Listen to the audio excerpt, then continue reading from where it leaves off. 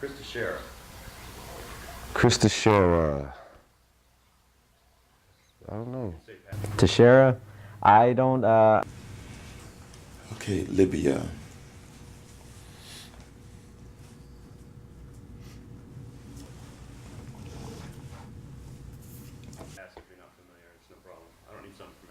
Okay, I believe I know that dude, but I don't remember that dude, so. Skinny Portuguese usually has a beard. Nope, not familiar with him. I haven't hung out with Teicheira a lot. I did a podcast with him one time, and he's funny. He's really funny. He's good. Good improv guy too. He's good. Good comedy. I think I've seen his set like 2 times maybe, and I like it. He's a funny guy. You know. Just don't listen to their podcast. It's garbage. PTC, my butt. JMO.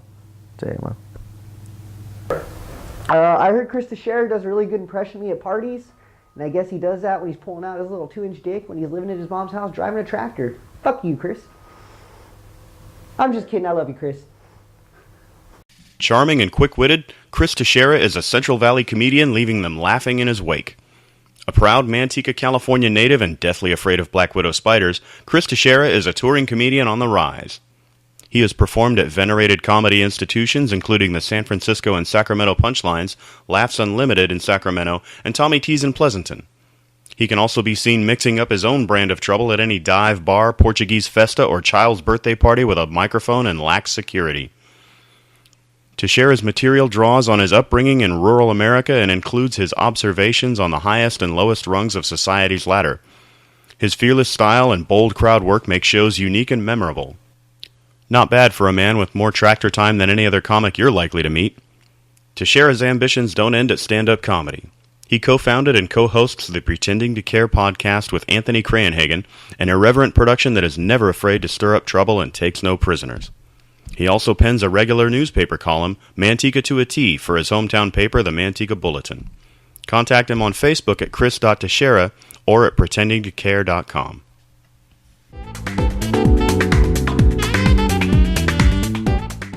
This is my 6th year.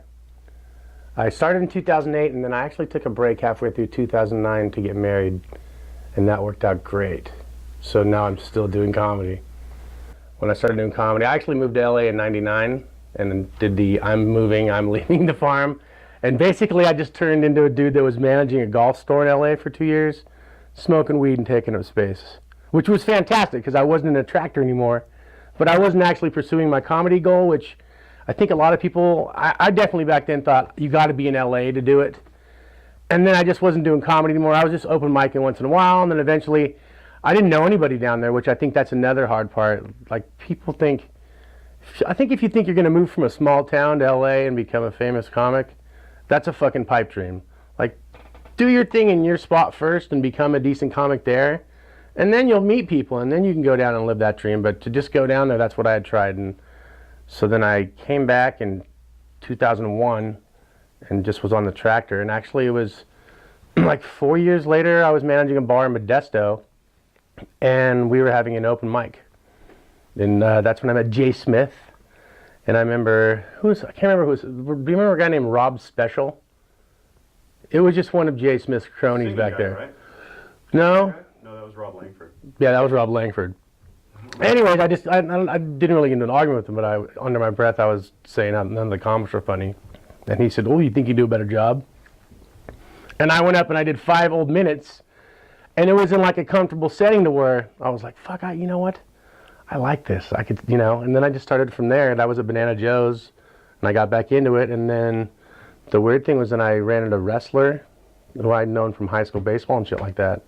And then all of a sudden he was just, and he was in the bar one night, and I was like, didn't we used to play high school baseball together? He was, you know, yeah, I remember you, Teicheira. And then from there, the ball rolled, and I just kept doing comedy.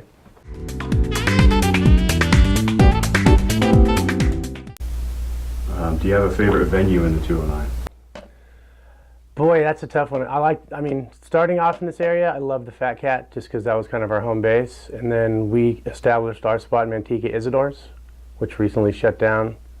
So one of those two. I mean, anywhere in the 209 is fine. I mean, the 209 is such a tough crowd, so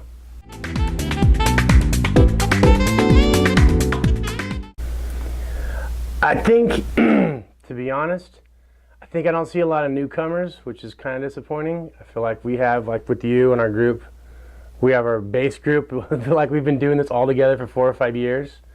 And I always feel like in other places like Sac or Frisco, you meet new up-and-comers. I don't know, it's just weird here that it seems like there are some up-and-comers recently, I think, but no one I can think of in, in the recent past that has like flourished and come up, and which I think part of it is what I was trying to hint at earlier was the 209 is so fucking tough to do comedy, and like, Is it? What do you think? I think our crowds are just more brutal, or like, especially like open mics in this area. Like if you go to Frisco or you've done like open mics in different towns like that are set up for comedy, they're more like real comedy venues. Like people are quiet and they're attentive.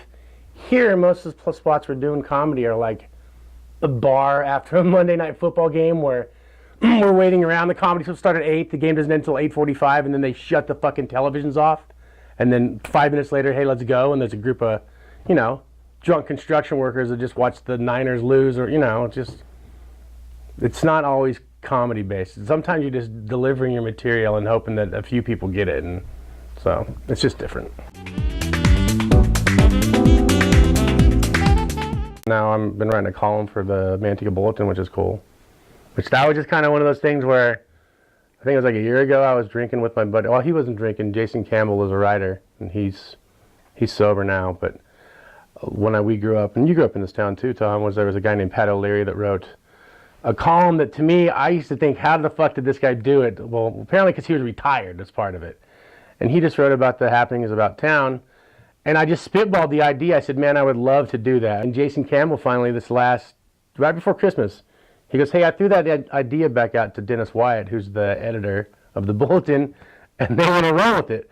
And then I went down to the Bulletin, and I was thinking, how do they want to structure this? And have I gotten myself into something I don't want to be, committed to? And they said, no, you can do whatever you want, which has been the best part. Like, they don't give me any directive. So once that happens, I'll be like, fuck you, I'm out.